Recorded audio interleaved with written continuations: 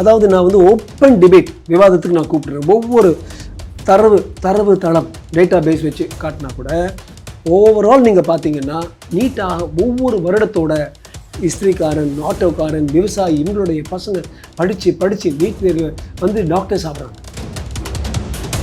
இங்கே இருக்கிற தமிழர்கள் மீன் பிடிக்கக்கூடாதுன்னா இலங்கையில் இருக்கக்கூடிய தமிழர்கள் எதிர்ப்பு தெரிவிக்கிறாங்க. அது வந்து காம்படிஷனுங்க. எல்லாமே அந்த கச்சத்தீவு சுற்றி இருக்கிற இடத்துல இன்னும் நிறைய மீன்கள் இருக்குது. ஸோ 2 பேரும் ஒரு போட்டி நடக்குது.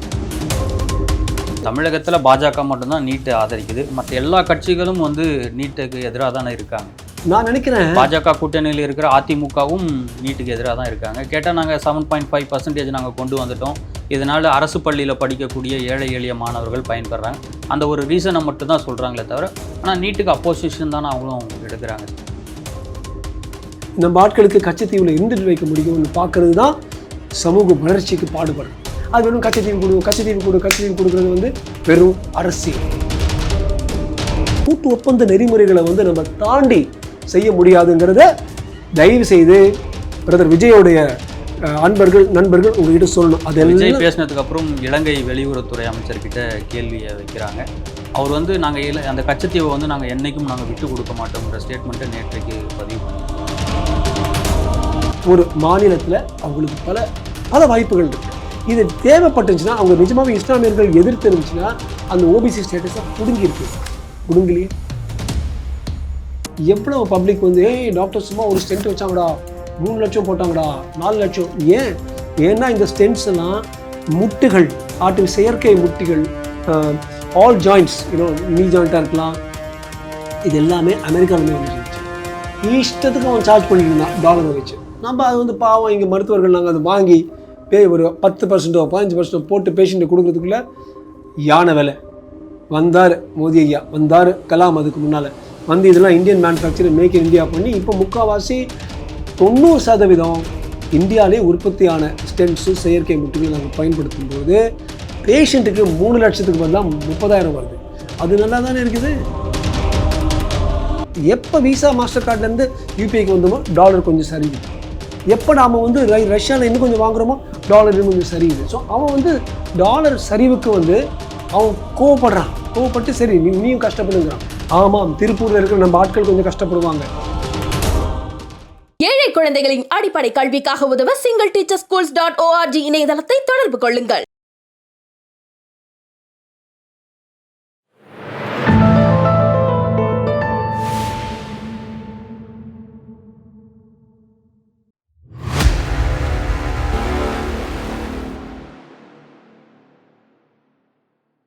தாமரை டிவி நேயர்களுக்கு வணக்கம். இன்றைய நேர்காணலில் நம்முடன் இணைந்திருக்கும் சிறப்பு விருந்தினர் லைஃப்லைன் ஹாஸ்பிட்டல் சேர்மன் மற்றும் தேசியவாதியுமான திரு டாக்டர் ராஜ்குமார் அவர்கள். சார் வணக்கம். வணக்கம் விக்னேஷ், நேயர்களுக்கும் வணக்கம். தாவேக தலைவர் விஜய் அவர்கள் மதுரையில் நடத்திய மாநாடு வந்து மிகப்பெரிய பேசு பொருளாக மாறி இருக்கு. அதில் குறிப்பாக பாஜக, திமுக என்னுடைய எதிரின்றதையும் ஆணித்தரமாக பதிவு பண்ணியிருக்காரு. பாஜகவை நோக்கி பல்வேறு கேள்விகளை வச்சிருக்காரு.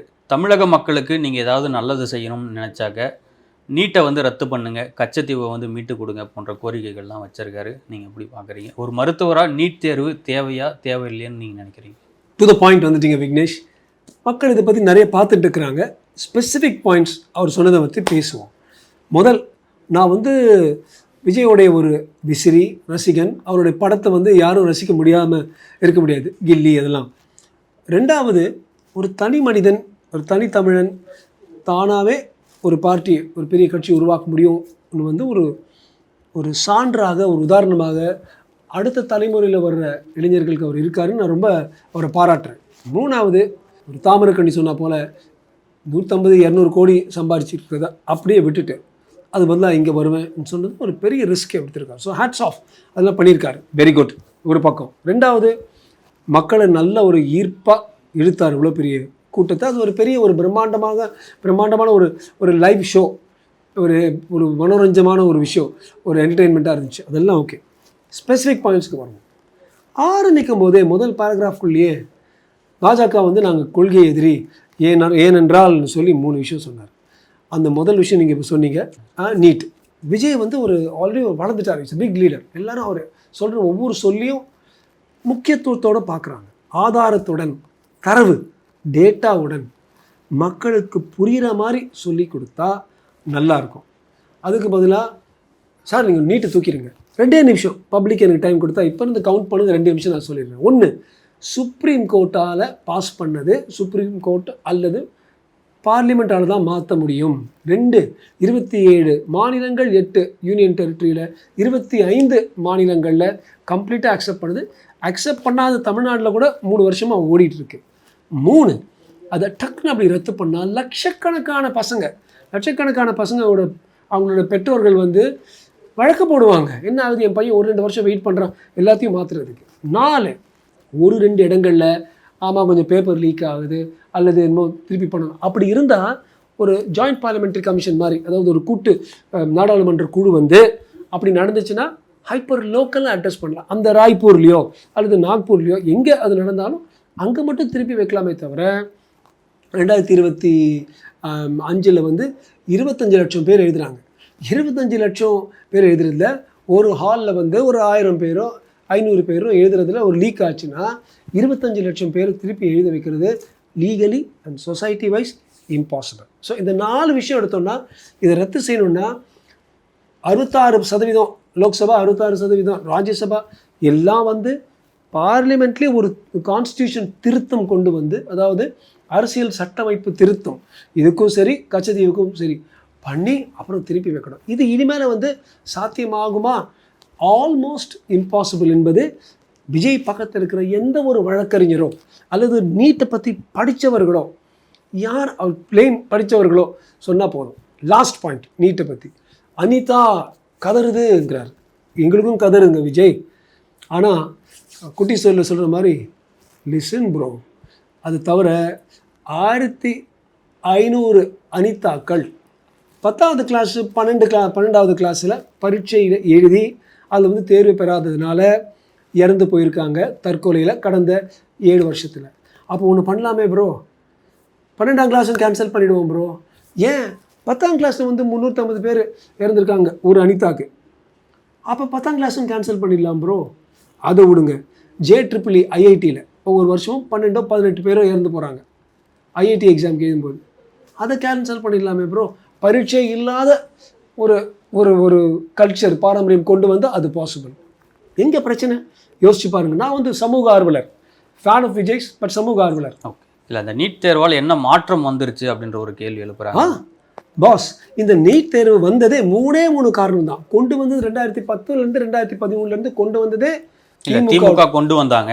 எல்லா மாநிலங்களுக்கும் இது கம்பல்சரி கிடையாது அப்படின்றத அவங்க நடைமுறையில் வச்சுருந்தாங்கல்ல. அது வந்து 2010 கொண்டு வந்தாங்க. 2013 வந்து உச்ச நீதிமன்றம் இதுக்கு கொஞ்சம் இல்லீகலாக இருக்கலாம்னு சொன்னிச்சு. 2016 உச்ச நீதிமன்றத்தில் மக்களுக்கு தெரியணும், ஒரு ஜட்ஜு சொல்கிறாரு, 3 ஜட்ஜு போடுற பெஞ்சு வந்து அதோட ஸ்ட்ராங், 5 பெஞ்சு அதோட ஸ்ட்ராங், 5 ஜட்ஜோட பெஞ்சுனா ரொம்ப ஸ்ட்ராங்.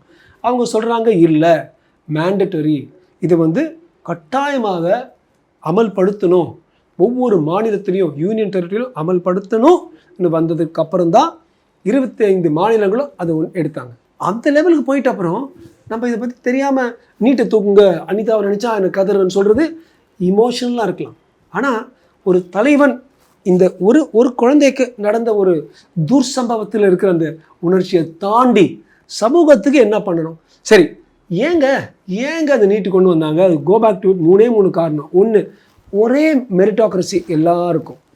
2, இந்த கேபிட்டேஷன் ஃபீ. பாஸ், அந்த நீட் வந்ததுக்கு அப்புறம் அந்த கேபிட்டேஷன் ஃபீ குறைஞ்சிருக்குன்னு நீங்க நினைக்கிறீங்களா? 1 கோடி 1.5 கோடி எல்லாருக்கும் 700க்கு 150 மார்க் வாங்கினவங்க கூட ஃபீஸ் கட்டி படிக்க முடியுது. 600-500 மார்க் வாங்கினவங்க படிக்க முடியலையே. ஆனால் கரெக்டு, ஆனால் நீட்டுக்கு முன்னால் அப்படியே ஒட்டு மொத்தமாக பல கல்லூரிகளில் 1.5 கோடி 2 கோடி 1 கோடின்னு வாங்கி அப்படியே 100 சீட்டு 150 சீட்டுன்னு போயிட்டு இருந்துச்சு. அது ரொம்ப அழகாக பைரவான்னு ஒரு படத்தில் வேற லெவலில் விஜயை காட்டியிருக்காரு. போய் இந்த பைரவா படத்தை பாருங்க சார், அதை பாருங்கள். அதே போல் சர்க்கார் படத்தை பாருங்கள். இந்த 3-4 விஷயம், காவேரி, ஹிந்தி, நீட்டு, கச்சத்தீவுன்னு வச்சுட்டு மாற்றி கழகங்களும் கட்சிகளும் ஒவ்வொரு வாட்டியும் அதை வந்து ஒரு பெருசாக்கி ஒரு கலவரம் பண்ணுறதுக்காக பயன்படுத்துவாங்கன்னு ஒரு அழகான அருமையான டயலாக் சர்க்கார் படத்தில் இருக்குது. அதே நீங்களே போய் பண்ணலாமா சார்? மற்றவங்க பண்ணால் பரவாயில்ல, ஆனால் விஜய் நீங்கள் வேற லெவல், நீங்கள் அப்படி பண்ணக்கூடாது. அது மாதிரி அந்த சீப் ஸ்லாண்டரிங்.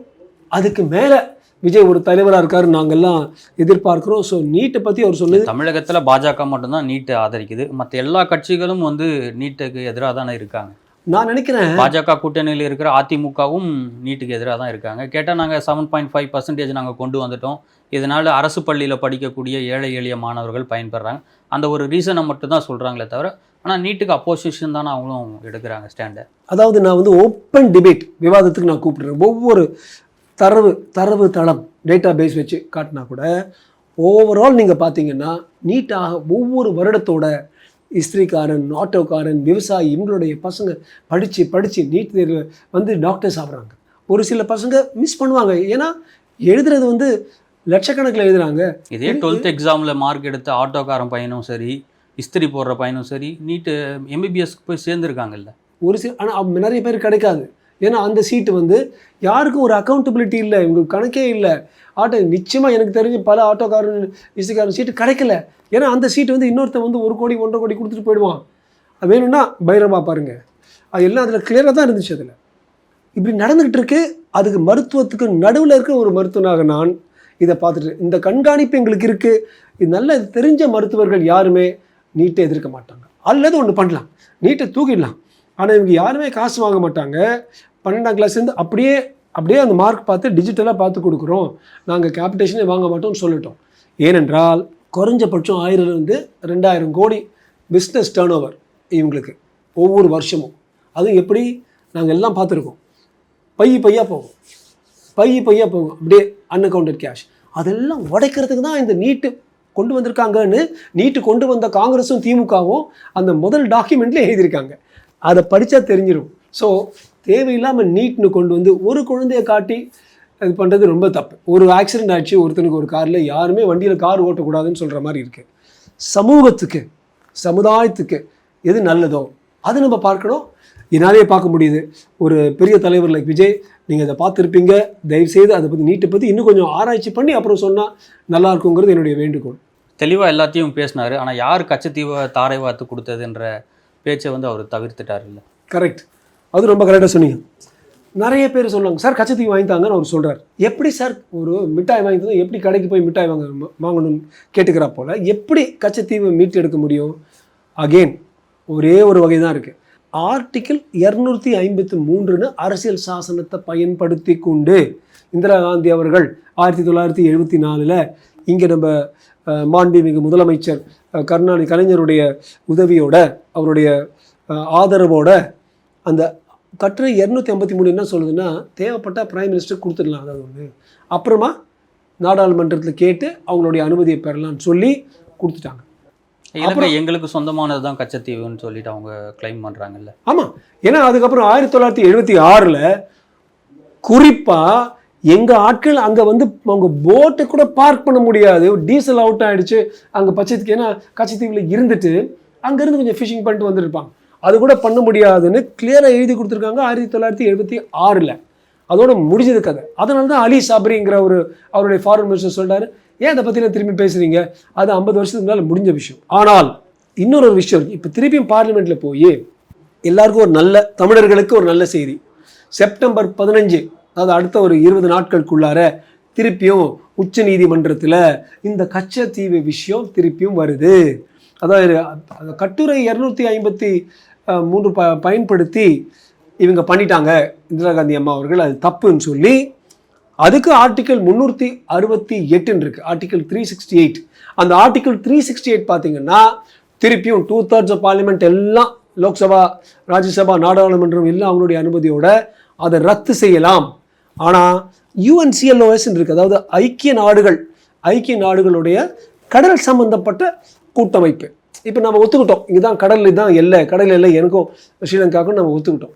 அந்த கடல் எல்லை விதிமுறைகள் படி இது நம்ம அவங்கக்கிட்ட திருப்பி எடுத்துட்டோம்னா வேற ஏதாவது திருப்பி கொடுக்கணும். இதுக்கு வந்து தயவுசெய்து எல்லாரும் பிரதர் மிஸ்டர் விஜய், நீங்கள் வந்து கூகுள் பண்ணி பார்த்த உலகத்திலே மாதிரி நீங்கள் கூகுள் பண்ணி பார்த்தீங்கன்னா பெருபெரின்னு ஒரு இடம் இருந்துச்சு.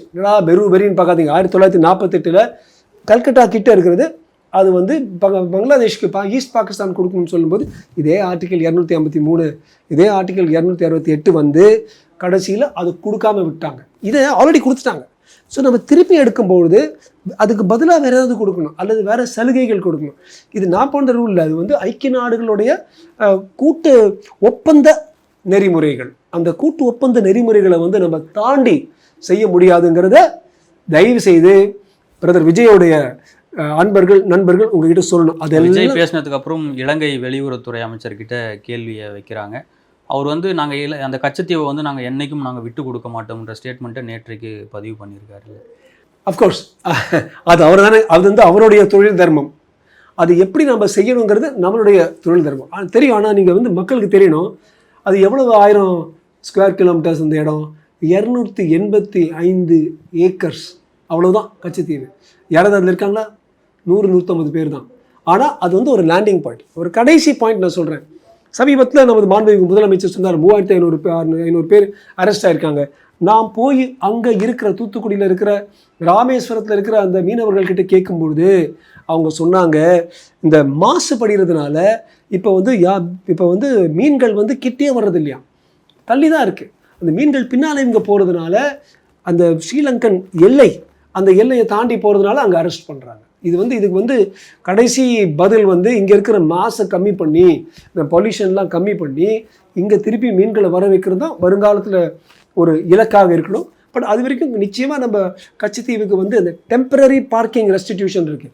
அதாவது விக்னேஷ் 1974 6 வரைக்கும் மீனவர்கள் அங்கே போகலாம், பார்க் பண்ணலாம், வரலாம், யாரும் கேட்க மாட்டாங்க.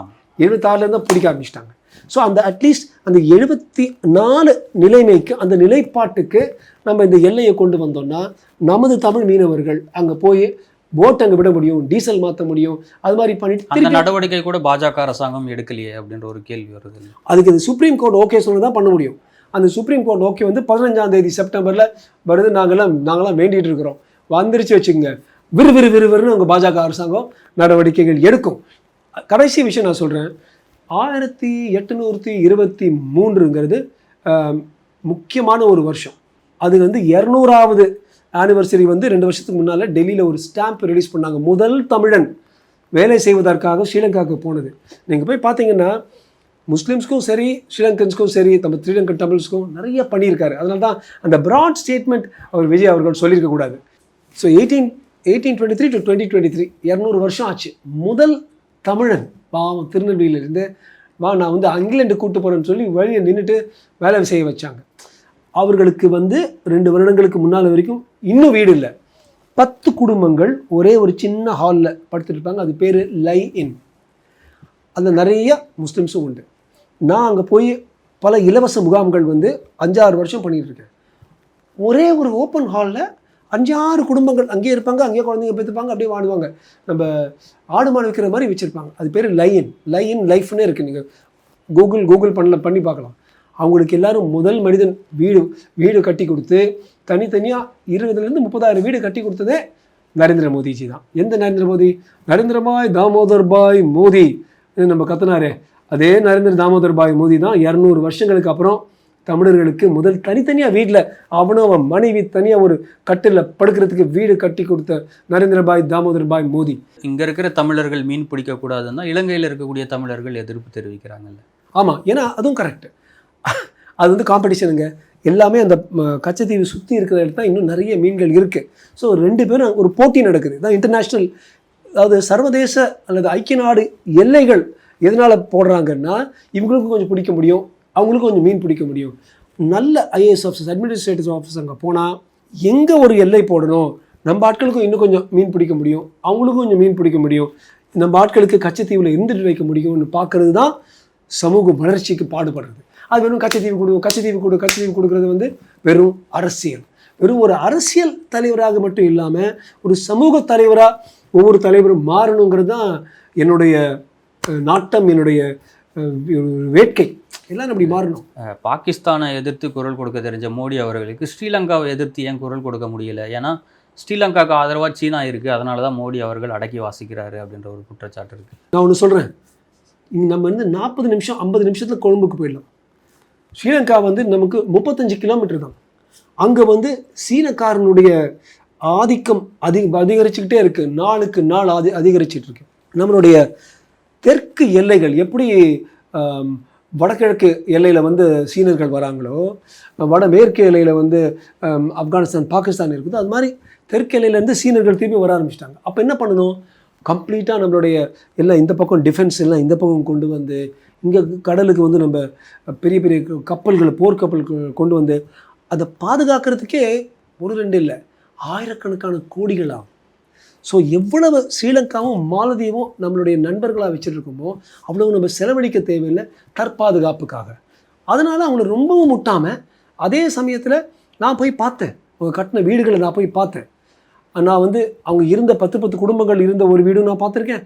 தனித்தனியாக சின்ன சின்ன வில்லா, அஃப்கோர்ஸ் இங்கேனா நம்ம ஆளுங்க விற்று தொலைச்சிருவாங்க, அதை அவங்க வாழ்றதும் பார்த்துருக்கேன். ஸோ ஒரு மாற்றத்தை பண்ணிகிட்டே தான் இருக்காங்க. ஆனால் சர்வதேச ஒப்பந்தங்கள், உடன்படிக்கைகள், இதற்கெல்லாம் அதை மீறாமல் அத்துமீறாமல் செய்ய வேண்டியது செய்யணும், அது பண்ணியிருக்காங்க. அதுக்கு நம்ம வாடா உன்னை தூக்குறேன்டா, ஒரு சில சிங்க தமிழர்கள் இருக்காங்க, வாடா ஸ்ரீலங்கா உன்னை வெட்டுறேன், ஆமாம் சீமானன் போல், அதெல்லாம் நாட் ரியலிஸ்டிக். ரியல் லைஃப்பில் அது முடியாது. எல்லாத்தையும் நம்ம சுதாரித்து கேர்ஃபுல்லாக போகணுங்கிறது உண்மை. ஸோ இந்த 2 விஷயம் நீட்டும் சரி கச்சத்தீவும் அவர் சொல்லியிருக்க தேவையில்லை. கடைசியாக முஸ்லீம்ஸுக்கு எங்கள் இஸ்லாமிய சகோதரர்களை வந்து நீங்கள் தொல்லை கொடுக்குற பாஜகன்னு அவர் ஆரம்பித்தார். எனக்கு துக்குன்னு வந்துச்சு. தேவையே இல்லாமல் ஏன் அவர் மட்டும் அந்த ஸ்டேட்மெண்ட்டை சொல்லலை, திமுகவும் அதே ஸ்டேட்மெண்ட்டை தான் இன்ன வரைக்கும் வலியுறுத்திட்டு இருக்கு. ஆமாம், அது திமுக திருப்பி அதை வலியுறுத்தி தான் அந்த நேரட்டிவ், அந்த 50 வருஷம் அந்த கட்டுரை நேரட்டிவான தான் கட்டுரை கட்டுக்கதை. அந்த கட்டுக்கதையை திருப்பியும் சொல்ல கெபல்ஸ் நிரூபித்து காட்டினார். ஹிட்லரோடு இருக்கும்போது எந்த ஒரு பொய்யும் எடுத்துகிட்டு அதை 100 வாட்டி சொன்னீங்கன்னா 80% பேருக்கு குற்றச்சாட்டு வைக்கிறாங்க. நாங்கள் முஸ்லீம்ஸ்க்கு என்ன செஞ்சோன்றதை பாஜக எங்கேயும் பட்டியல் போட்டு சொன்னதா தெரியல. அவங்க யாருக்குமே என்ன பண்ணணும்னு சொல்கிறாங்க. அதாவது பாஜகவோட பாலிசியும் நாங்கள் பண்ணிகிட்டே போவோம். என்ன கேட்டிங்கன்னா இன்னும் கொஞ்சம் அக்ரெசிவாக பகிரங்கமாக இதெல்லாம் பண்ணியிருக்கேன். இப்போ நான் பார்த்தேன், பிரைம் மினிஸ்டர் ஸ்கீம்ஸ் இருக்குது, சாகர்னு ஒரு ஸ்கீம் இருக்குது. முஸ்லீம்ஸ்க்கு என்ன பண்ணணும், அதாவது போன வாட்டி யூபி உத்தரப்பிரதேசம் எடுத்திங்கன்னா ரொம்ப ஜனத்தொகை ரொம்ப அதிகமாக இருக்குது, 20 கோடிக்கு மேலே. நமக்கு வந்து அவங்க ஆல்மோஸ்ட் 3 மடங்கு 3.25 மடங்கு, சில பேர் 24 கூட சொல்கிறாங்க, அடுத்த கணக்கில் தான் தெரியும். அதில் மேக்ஸிமம் பர்சன்டேஜ் வந்து விழுக்காடு வந்து முஸ்லீம்ஸ் எல்லா இடத்துலையும் இருக்கிறதோட மற்ற மாநிலங்களோட ரொம்ப அதிகபட்சம் இங்கே இருக்காங்க. அவங்க வந்து இந்த முத்தலக் வந்துட்டு அப்புறம் பெண்கள் ஒட்டுமொத்தமாக வந்து 18% வரைக்கும் பாஜகவுக்கு ஓட் பண்ணதுனால தான் இந்த வாட்டியே வந்தாங்க. இல்லைனா அவங்க ஆளுங்களே அவங்களுக்குள்ள கொஞ்சம் சில பிரச்சனைகள் இருந்துச்சு. முத்தலாக் கொடுத்துருக்காங்க, அதெல்லாம் ரைட்டு. ஆனால் அரசாங்கத்தில் என்ன அங்கீகாரம் இஸ்லாமியர்களுக்கு கொடுத்துருக்காங்க அப்படின்ற ஒரு கேள்வி இருக்குல்ல. அது ஒரே ஒரு விஷயந்தான், அதாவது நான் ஒத்துக்கிறேன். அதாவது யாருமே நான் எப்பவுமே சொல்லுவேன், இப்போ ஆண்டவனாக இருக்கலாம், ஆனால் அது வந்து ஆண்டவன் இல்லை யாரும். எல்லாருமே வேறு சில ப்ரெஷர்ஸ் தாக்கங்களால் ஒரு சில முடிவுகள் எடுப்பாங்க. நானும் ஒத்துக்கிறேன் தட் அவங்க இருக்கிற 5.5% அவங்களுடைய பிரதிநிதித்துவம் பார்த்தீங்கன்னா ஒரு 2.5%, ஒரு 1.5% இருக்கும். அது அப்படியே பார்க் பண்ணுங்கள். ஆனால் எந்த அளவு, ஒரு எக்ஸாம்பிள் ஓபிசி எடுத்துக்கோங்க. மற்ற எல்லா மாநிலங்கள்லையும் 48% ஓபிசி இருக்கிறாங்க இஸ்லாமியர்களில். தமிழ்நாட்டில் மட்டும் 90% அவங்களுக்கு ஓபிசி. வேற இப்போ கன்வெர்டட் கிறிஸ்டியானிட்டி வச்சுங்களேன், அவங்களுக்கு வந்து ஓபிசி இல்லை, தே லூஸ் ஓபிசி ஸ்டேட்டஸ். ஆனால் இஸ்லாமியர்களுக்கு அந்த ஓபிசி ஸ்டேட்டஸ் இருக்கிறதுனால அவங்களுக்கு 69% ஒதுக்கீடு இருக்கும். ஒரு மாநிலத்தில் அவங்களுக்கு பல வாய்ப்புகள் இருக்குது. இது தேவைப்பட்டுச்சுன்னா அவங்க நிஜமாகவே இஸ்லாமியர்கள் எதிர்த்து இருந்துச்சுன்னா அந்த ஓபிசி ஸ்டேட்டஸை பிடுங்கியிருக்கலாம். பிடுங்கலையே, 100கணக்கான பேப்பர் ஆளுங்களை உள்ளே போட்டு ஜெயிலில் போட்டு கொடூரப்படுத்திருக்கலாம், பண்ணலையே. அல்லது ஸ்ட்ரீட்டில் வந்து கலவரம் மாதிரி பண்ணி கொடூரப்படுத்திருக்கலாம், பண்ணலையே. அவங்க வந்து முயற்சி பண்ணி திமுக அரசு அதை ஸ்டாப் பண்ணியிருந்தா பரவாயில்ல, நடக்கவே இல்லைங்களே. ஒரு கட்டுக்கதை தான். நீங்கள் பாருங்கள், நான் வந்து டெலிபரேட்டாக போய் ஒரு 2 மாதத்துக்கு மேலே பார்த்துருந்தேன். சர்வதேச மீடியா யாரெல்லாம் நம்மளை திட்டுறாங்கன்னா பக்கா லெஃப்டிஸ்ட் மீடியா. வாஷிங்டன் போஸ்ட், நியூயார்க் ஹெரால்ட், லண்டன் டைம்ஸ், இதெல்லாம் ஓட்டுறதே அந்த ஜார்ஜ் சோரோஸோட காசு தான். அதாவது இந்துத்வா எதிர்த்து போகணும்னு ஜார்ஜ் சோரோஸ் ஃபண்ட் பண்ணி, ரொம்ப அரசியல் பேசுன்னு நினச்சிக்காதீங்க, இதெல்லாம் கூகுள் பண்ணால் இதுவும் தெரியும் யாரோட ஓனர்னு. அவன் பண்ணியிருக்கான். அவங்க எல்லாரும் இந்தியானாலே அவங்க ஒரு ஃபண்டமெண்டலிஸ்ட் கண்ட்ரி. அதாவது 1526 முதல் பானிபத் போர் இருந்துச்சு. 1857 கிளம்புனாங்க முகல்ஸ். இந்த 330 வருஷத்தில் அவங்க கொன்ன ஹிந்துஸை வந்து முகலாயர்கள் கொண்டதை வந்து பார்த்தீங்கன்னா அதுக்கு வந்து ஒரு 1% இல்லை, 0.1% இல்லை, 0.0001% கூட கலவரங்களில் இருந்திருக்க மாட்டாங்க. ஸோ இது மாதிரி நம்ம நம்ம ஒரு மதத்துக்கும் இன்னொரு மதத்துக்கும் இருக்க மதம் சார் சகிப்புத்தன்மையை வந்து பாதிக்கிறா போல ரோட்டில் பல பேர் பேசலாம். இல்லை, இஸ்லாமியர்கள் பல இயக்கங்கள் வச்சுருக்காங்க. அந்த கட்சியில் கூட இந்துக்களுக்குன்றது எந்த ஒரு அங்கீகாரம் கிடையாது. கரெக்ட். ஆனால் ஆர்எஸ்எஸ்ல தனியாக முஸ்லீம்களுக்குன்னே ராஷ்ட்ரிய முஸ்லீம் மஞ்சுன்னு சொல்லிட்டு ஒரு அமைப்பை வச்சுருக்காங்களே. நான் அந்த ராஷ்ட்ரிய முஸ்லீம் மஞ்ச் வெறும் சில நோட் பேடு இது நினச்சிக்காதீங்க. நானே ஆர்எஸ்எஸ் முஸ்லீம் மஞ்சுடைய தலைவர்களை நான் சந்திச்சிருக்கேன். இந்திரேஷ்குமார் இருக்கார், அப்புறம் ஃபருக் ஒருத்தர் இருக்கார், முக்கால்வாசி முஸ்லிம்ஸ் தான். என்ன மாதிரி அதாவது நான் வந்து 5 முறை நான் வந்து தொழுவேன், ஆனால் நான் ஒரு தேசபக்தன்னு சொல்ல முடியும். அந்த காலத்தில் நம்ம அப்துல் கலாமோ அல்லது மௌலானா ஆசாதோ அவங்களாம் இருந்தால் போல இவங்க சொல்கிறாங்க, அதை வளர்க்குறாங்க. அதுக்கு பதிலாக ஆர்எஸ்எஸ்னால் நீ முஸ்லீம் எதிர்ப்பேங்கிற கட்டுக்கதையை மற்றவங்க சொல்லலாம். ஆனால் தயவு செய்து எல்லாரும் தூக்கி வச்சுருக்கிற ஒரு விஜய் சொல்லக்கூடாதுங்கிறது தான் என்னுடைய வேண்டுகோள். So don't say against Muslims, don't say against NEET, don't say Katchatheevu. இது 3 திமுக போன்ற சக்திகள், விசிகே போன்ற சக்திகள் சும்மா அடிக்கிற ஒரு குற்றச்சாட்டுகள். மற்றபடி விஜயோடைய ஸ்பீச்சு, இன்டோனேஷன், நண்பா நண்பி அதெல்லாம் சும்மா சூப்பராக இருந்துச்சு. தரவு தளங்கள், உண்மைகள், இந்த 3 இன்னும் கொஞ்சம் வந்து தேவையில்லாத இந்த குற்றச்சாட்டுகள் மட்டும் இல்லாமல் இருந்துச்சுன்னா ரொம்ப இன்னும் ஜாஸ்தி பாராட்டியிருப்பேன் விஜயோடைய ஒரு சொற்பொழிவை. அமெரிக்கா இந்தியா மீது 50% வரி வந்து உயர்த்தியிருக்காங்க. இந்தியா என்ன மாதிரியான பதிலடி இதுக்கு கொடுக்க போகுதுன்னு தெரியல. எல்லா எதிர்க்கட்சிகளும் வந்து ஜிஎஸ்டியில் வந்து சலுகை கொண்டு வரணும், அப்போ தான் வந்து இங்கே இருக்கிற தொழிலாளர்கள்லாம் பாதிப்படையாமல் இருப்பாங்கன்னு சொல்கிறாங்க. ஒரு பக்கம் இன்னொரு தமிழக முதலமைச்சர் ஸ்டாலின் அவர்கள் ஜெர்மனி போகிறாரு. நீங்கள் எப்படி பார்க்குறீங்க இந்த சம்பவங்களையும்? ஸோ இது வந்து கொஞ்ச நாள் ஆகிட்டே இருக்குது. We been thinking about it for some time. என்னென்னா இப்போ கொடுக்க போகிறாங்க ஜிஎஸ்பின்னு ஒன்று இருக்குது, அதாவது ஜென்ரல் சேல்ஸ் ப்ரிஃபரன்ஸ். ஒரு சில நாடுகள், டெவலப்பான நாடுகள் லைக் அமெரிக்கா, இங்கிலாந்து, ஃப்ரான்ஸ், இவங்கெல்லாம் ஒரு கம்மியான ஒரு தளத்தில் இருக்கிற நாடுகளுக்கு அவங்க கொடுக்குற ஒரு ஒதுக்கீடு போல் நாங்கள் வந்து உங்களுக்கு ப்ரெஃபரன்ஸ் கொடுக்குறோம்னு சொல்லி இந்தியா அந்த குரூப்பில் இருந்ததுனால தான் நம்ம வந்து எக்ஸ்போர்ட் பண்ணிட்டு இருந்தோம். ஸோ இது வரைக்கும் டியூட்டி இல்லாமல் அடிச்சிட்டு இருந்தோம், இன்னும் 6%, 5%. அவங்கள பொறுத்த வரைக்கும் 2 விஷயங்களால் தான் அடி வாங்கணும். ஒன்று, மெடிக்கல் டிவைசஸ். எவ்வளவு நீங்கள் நினச்சி பாருங்கள், பப்ளிக் தயவு செய்து நினச்சி பாருங்கள், எவ்வளவு பப்ளிக் வந்து டாக்டர் சும்மா ஒரு ஸ்டென்ட் வச்சாங்கடா, 3 லட்சம் போட்டாங்கடா, 4 லட்சம். ஏன்னா இந்த ஸ்டென்ட்ஸ் எல்லாம் முட்டுகள், செயற்கை முட்டிகள், ஆல் ஜாயிண்ட்ஸ், நீ ஜாயிண்ட்டாக இருக்கலாம், இது எல்லாமே அமெரிக்காவிலேருந்து வந்துட்டு இருந்துச்சு. இஷ்டத்துக்கு அவன் சார்ஜ் பண்ணிட்டு இருந்தான் டாலரை வச்சு. நம்ம அது வந்து பாவம் இங்கே மருத்துவர்கள் நாங்கள் அதை வாங்கி ஒரு 10%, 15% போட்டு பேஷண்ட்டை கொடுக்குறதுக்குள்ளே யானை விலை. வந்தார் மோடி ஐயா, வந்தார் கலாம் அதுக்கு முன்னால் வந்து இதெல்லாம் Indian manufacture, make in India பண்ணி இப்போ முக்கால்வாசி 90% இந்தியாவிலே உற்பத்தியான ஸ்டென்ட்ஸும் செயற்கை முட்டுகளை நாங்கள் பயன்படுத்தும் பொழுது பேஷண்ட்டுக்கு 3 லட்சத்துக்கு பதிலாக 30,000 வருது. அது நல்லா தானே இருக்குது. லட்சக்கணக்கான பேஷண்ட்ஸுக்கு, இந்தியர்களுக்கு நல்லது பண்ணுறோம்.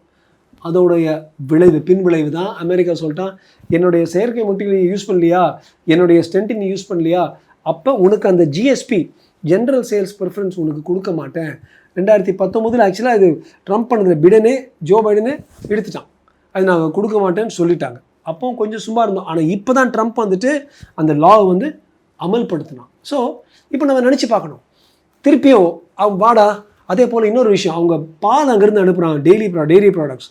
அந்த மாடுகளுக்கெல்லாம் மாமிசம் போட்டு மீன், கறி, குடல் இதெல்லாம் கொடுத்து கிரைண்ட் பண்ணி அந்த மாடுக்கு கொடுத்து, உண்மை மக்களுக்கு தெரியணும், எல்லாம் கூகுளில் இருக்குமா, அது சாப்பிட்டு அந்த மாடோடைய பால் வந்து நம்ம வெஜிடேரியன்ஸ்க்கு கொடுத்தா இந்தியாவில் வந்து 82% வெஜிடேரியன்ஸ், 18% மெயினாக அந்த கேரளா, தமிழ்நாடு, ஆந்திரா, தெலுங்கானா தான் இங்கே ரொம்ப இந்த பிரியாணி, மட்டன் குதிக்கிறவங்க.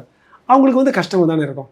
அதனால ஏன் போர்க்கு நம்ம வந்து இஸ்லாமிய பிரதர்களுக்கு, சகோதரர்கள் கொடுக்க முடியாது. அதனால் அந்த டெய்ரி ப்ராடக்ட்ஸை பிளாக் பண்ணாங்க. எல்லாத்துக்கும் அந்த பேக்ரவுண்ட் எல்லாருக்கும் பின்னணி தெரியணும். இதனால் டெய்ரி பிளாக் பண்ணது, ஹார்ட் ஸ்டென்ட் பிளாக் பண்ணது, முட்டுகள் பிளாக் பண்ணுது. இந்த 3 பிளாக் பண்ணும்போது அமெரிக்காவுடைய ஏற்றுமதி ரொம்ப அடிபட்டுச்சு இந்தியாவுக்கு. இதுக்கு வந்து அவங்க ஒரு பேக்லாஷ் போல், ஒரு மறு அடி போல் நம்ம ஜிஎஸ்பி எடுத்து ஏற்றுனாங்க. இப்போ நம்ம என்ன செய்யணும்? சூப்பராக நம்ம ஆட்கள் ரெஸ்பாண்ட் பண்ணியிருக்காங்க. ஓவர் நைட் வருமா? வராது. எந்த ஒரு ஸ்ட்ரென்த்தும் ஒரு ஜிம்மில் போய் பைசெப்ஸ் பண்ணுறோம், ஒரு நாள் பண்ணால் வருமா, பண்ணிக்கிட்டே இருக்கணும். இப்போ நம்ம என்ன பண்ணோம், ஒரு எக்ஸ்போர்ட் கமிஷன் செட்டப் பண்ணியிருக்காங்க. அதாவது ஏற்றுமதி ஆணையம். இவங்க என்ன பண்ணுவாங்க, 40 நாடுகளுக்கு எங்கெல்லாம் நம்ம ஏற்றுமதி பண்ணணும்னு கணக்கு பண்ணி, இந்த 40 நாடுகளுக்கு நம்ம பண்ணோம்னா அமெரிக்காவுக்கு பல மடங்கு மேலே பண்ணலாம். நம்மளுடைய டோட்டல் எக்ஸ்போர்ட், இப்போ டெக்ஸ்டைல்ஸ் எடுத்துக்கங்க, டோட்டல் எக்ஸ்போர்ட் ஆஃப் டெக்ஸ்டைல்ஸ் வந்து அபவுட் 180 பில்லியன், அதாவது 16 லட்சம் கோடி. அதில் அமெரிக்காவுக்கு நம்ம அனுப்புறது 3 லட்சம் கோடி. இல்லை, மோடிஜி அவர்கள் வந்ததுக்கு அப்புறம் தான் வந்து ரஷ்யா கிட்ட நேரடியாக ஒரு இந்தியன் ருபீஸில் வந்து ஆயில் வாங்குறாரு. கரெக்ட். இதெல்லாம் வந்து ட்ரம்ப்புக்கு பிடிக்கல, அதனால தான் இந்த மாதிரி நடவடிக்கைகளை ட்ரம்ப் எடுக்கிறாருன்ற விமர்சன பார்வை இருக்குல்ல. ஏன் அமெரிக்கன்ஸ் கிட்ட எப்பவுமே காசு இருக்குது? ஏன்னா நமக்கு வந்து நிறைய ருபீஸ் பிரிண்ட் பண்ண முடியாது.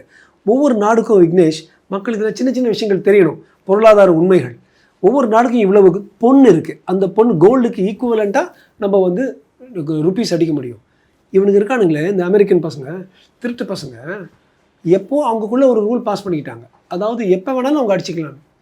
ஸோ அவங்களுக்கு இருக்கிற பொண்ணுக்கு பல மடங்கு ஜாஸ்தியாக எப்போ அவங்க வாங்கணுன்னாலும் இன்னும் அப்படியே பிரிண்ட் பண்ணி டாலர்ஸ் வாங்குவாங்க. நாம் அந்த டாலர்ஸை வாங்கி அதை வச்சு சைனாவுக்கு வாங்கணும், இல்லை ஜப்பான்லேருந்து வாங்கணும். ஸோ மோடிஜி சொன்னார், நிர்மலா சீதாராமன் சொன்னாங்க, அவங்கக்கிட்ட வாங்கி இங்கே வாங்குறதுக்கு பதிலாக நான் டைரெக்டாக அவங்ககிட்ட ரூபல்ஸில் வாங்கிக்கிறேனே, நான் வந்து ருப்பீஸை கன்வெர்ட் பண்ணி வாங்கிக்கிறேனே. இது அவங்களுக்கு பிடிக்கல. உங்களுக்கு தெரியுமா, டாலர் வந்து ஆல்ரெடி கொஞ்சம் விட ஆரம்பிச்சிருக்கு. உலகத்தில் இருக்கிற அத்தனை யூபிஐ பார்த்தீங்கன்னா அதில் 49% வெறும் இந்தியாவில் வந்தது. இந்த யூபிஐ தடுக்கிறதுக்கு எவ்வளவு ட்ரை பண்ணாங்க தெரியுமா அமெரிக்காவிலேருந்து. So UPI வந்துச்சோம். இப்போ ஏன் தெரியுமா, 2 பிளாஸ்டிக் கார்ட்ஸ் வச்சு தான் நாங்கள் எல்லாரும், நான் உட்பட ஒவ்வொரு இந்தியனும் செலவழிக்கிறது எல்லாமே. விசா, மாஸ்டர் கார்டு, 2 அமெரிக்காவிலேருந்து அடித்தாங்க பாரு யூபிஐயில். இப்போ விசா மாஸ்டர் கார்டு தேவையே இல்லையே, பூக்காரிக்கு பழக்காரிக்கு யூபிஐயில் அடிக்கிற. அதை பிளாக் பண்ண எப்போ விசா மாஸ்டர் கார்ட்லேருந்து யூபிஐக்கு வந்தோமோ டாலர் கொஞ்சம் சரிஞ்சுது. எப்போ நாம் வந்து ரஷ்யாவில் இன்னும் கொஞ்சம் வாங்குகிறோமோ டாலர் இன்னும் கொஞ்சம் சரியுது. ஸோ அவன் வந்து டாலர் சரிவுக்கு வந்து அவன் கோவப்பட்டு சரி நீயும் கஷ்டப்படுங்கிறான். ஆமாம், திருப்பூரில் இருக்கிற நம்ம ஆட்கள் கொஞ்சம் கஷ்டப்படுவாங்க, வீவிங் டார்னிங்க்கு ஏற்றி இருக்கான். ஸோ நம்ம நெசவாளிகள் கொஞ்சம் கஷ்டப்படுவாங்க. ஆனால் அமெரிக்காவுக்கு அனுப்புறது பதிலாக ஜப்பானுக்கு அனுப்பு, சவுத் கொரியாவுக்கு அனுப்பு, இங்கிலாந்துக்கு அனுப்பு. ஆல்டர்னேட்டிவ் டார்கெட் குரூப்பும்பாங்க மேனேஜ்மெண்ட்டில். ஒரு விஷயம் வரல, இன்னொரு இடத்துல பாரு, அதுதான் நம்ம பண்ணிகிட்டு இருக்கோம். ஆல்ரெடி பாருங்கள், ஜப்பான் வந்து இப்போ ட்ரம்ப் வராத, நான் உங்களோட உட்காந்து பேச மாட்டேன்ட்டாங்க இன்னைக்கு. ஏனென்றால் ஜப்பான், சவுத் கொரியா, இவங்க எல்லாரும் விர் ஆல் அலைனிங் டுகெதர், ஒரு பிக் பிளாக்கா. அந்த பக்கம் தனியாக அமெரிக்கா அவர்களும் சைனா போக இருக்காரு வர நாட்களில். ஆமாம், ஐ திங்க் மோடி இந்த பாட்டி சைனாவுக்கு போகிறது, நான் உன்னை 2 டேங்க் வச்சு அடிப்பேன், நீ 4 டேங்க் வச்சு அடிப்பேன், இதெல்லாம் வேண்டாம். உனக்கும் எனக்கும் சாணக்கிய அர்த்த சாஸ்திரா 300 வருடங்கள் கிறிஸ்துக்கு முன்னால் சொன்னார், உன்னோட எதிரிக்கு எதிரி நண்பன். ஸோ அமெரிக்காவுக்கு எதிரி நம்ம நண்பன். நம்ம வந்து இப்போ ஒரு நடக்கிற போர் வந்து பொருளாதார போர். இப்போ பொருளாதார பனிப்போராக இருக்குது, அது போர் களமாக மாறப்போகுது. இதில் வந்து Japan, China, south Korea, India, European countries ஓரளவுக்கு சேர்ந்தாலே பல பெரிய பெரிய வித்தியாசங்கள் நம்ம வந்து உலகத்தில், நான் ஒரு நாடை பற்றி சொல்ல, உலகத்திலே பெரிய மாற்றங்கள் நம்ம பண்ணிட்டு வரலாம். அதுக்கு அதை விட்டுட்டு ட்ரம்ப் வந்து நான் ஃபோன் பண்ணி தான் நீ ஆப்ரேஷன் சிந்தூர் முடிச்சிட்ட, நான் ஃபோன் பண்ணி தான் நீங்கள் சண்டை போட்டு முடிச்சிங்க, அதனால் எனக்கு வந்து நோபல் ப்ரைஸ் கொடு, அப்பேற்பட்ட ஒரு சின்ன சின்ன விஷயங்களை பற்றி பேசிகிட்டு இருக்கான். இந்த கிராண்ட் ஸ்கீம் எடுத்துங்க, அந்த கிராண்ட் ஸ்கீமில் ஒரு 285 ஏக்கர் கச்சத்தீவு அவ்வளோ பெருசாக தெரியாமல் இருக்கலாம். ஆனால் தமிழனுக்கு முக்கியம், அது அவங்களும் மறக்கலை. எல்லோரும் வெயிட் பண்ணி பாருங்கள், இன்க்ளூடிங் யூ ப்ரோ விஜய், அப்புறம் நீங்களும் நானும் சேர்ந்து ஹபிபின்னு சொல்லலாம். ஏன்னா செப்டம்பர் 15 கச்சத்தீவு உச்ச நீதிமன்றத்தில் வந்துட்டுருக்கு. முதலமைச்சர் ஸ்டாலின் அவர்கள் ஜெர்மனி பயணம் நீங்கள் எப்படி பார்க்குறீங்க? ஏற்கனவே கடந்த காலங்களில் போனதுக்கு என்ன அக்கௌண்டபிலிட்டின்றதே தெளிவாக அரசாங்கம் தரப்பில் எதுவும் நமக்கு வந்து சேரல. பல லட்சம் கோடி நஷ்டத்தில், கடனில் ஓடிட்டுருக்கு நமது மாநிலம், உண்மை. இதுக்கு வந்து இதை வந்து ஒரு அளவுக்கு நியூட்ரலைஸ் பண்ணி ஒரு சமம் கொண்டு வர்றதுக்கு அட்லீஸ்ட் இன்வெஸ்ட்மெண்ட்ஸ் மேலேருந்து உள்ளே கொண்டு வரலான்னு தான் அவர் சொல்லிட்டு இருக்காரு. அதே போல் பல இடங்களுக்கு போயிருந்து இது வரைக்கும் ஒரு பெரிய இன்வெஸ்ட்மெண்ட் நம்ம பார்க்கலை. அதுக்கு ஒரு காரணம் கேட்டால் ஒரு சில சிறப்பு நிபுணர்கள் சொல்கிறாங்க, இன்வெஸ்ட்மெண்ட் கிளைமேட்டும்பாங்க, இது சரியான நேரம் இல்லை அவ்வளவு காசை கொண்டு வந்து போடுறதுக்கு சொல்லியே ஒரு வருஷமாக ஓட்டிகிட்டு இருக்காங்க. இது வரைக்கும் இங்கே வந்து வராத ஒரு இன்வெஸ்ட்மெண்ட், ஒரு முதலீடு ஜெர்மனி நாட்டிலேருந்து வருதா இல்லையான்னு நம்ம பார்க்கணும். இது வரைக்கும் பெருசாக ஒரு விஷயம் நடந்ததில்லை. இப்போ அது நடந்தால் நல்லாயிருக்கும். என்னை பொறுத்த வரைக்கும், நாட்டை பொறுத்த வரைக்கும் மாநிலங்களும் ஒவ்வொரு மாநிலமும் முயற்சி செய்யணும், மேலிடத்துலேருந்தும் மத்திய அரசு முயற்சி செய்யணும். அப்படி நம்ம பார்க்கணுமே தவிர இங்கேருந்து அங்கே திட்டிக்கிட்டு இங்கே திட்டிக்கிட்டு இதெல்லாம் கொஞ்சம் இந்த சிறுபிள்ளை தனத்தை விட்டுட்டு நாட்டுக்கு எது நல்லது, சமூக ஒரு பார்வையோடு பார்த்தோம்னா எல்லாருக்குமே வளர்ச்சி. கடைசி அதோட நெட் ரிசல்ட் என்னன்னா, நம்ம மீனவர்களும் சந்தோஷமாக போய் அங்கே மீனை பிடிச்சிட்டு வருவாங்க. திருப்பூர்லேருந்து நம்ம நெசமாளிகளும் பண்ண வேலையை பண்ணுவாங்க. So I prefer what is good for the country, think of it as a whole rather than நான் மேலே ஒரு கல் அடிப்பேன், மேலே கல் அடிப்பேன், நான் காவேரி இருப்பேன், நீ பெரியார் இருப்பேன். இதை விட்டுட்டு கொஞ்சம் நம்ம மக்களை பற்றி யோசிப்போமே. என்னுடைய ரொம்ப தாழ்ந்த ஒரு விண்ணப்பம்.